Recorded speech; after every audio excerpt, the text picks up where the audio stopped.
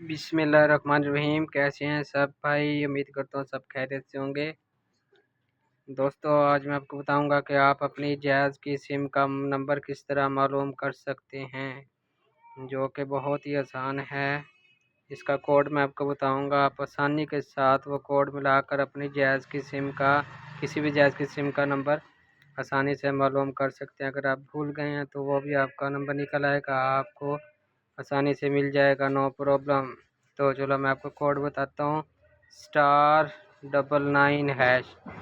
दोस्तों, इसको आप मिलाकर अगर ओके करेंगे तो आपकी जैज़ की सिम का नंबर आपके मोबाइल की स्क्रीन की ऊपर ये देखें शो हो चुका है। ये देखें, मैं पूरा नंबर नहीं दिखाऊंगा, लेकिन ये नंबर आपके सामने ये आ चुका है। तो उम्मीद करता हूँ दोस्तों को वीडियो पसंद आई होगी।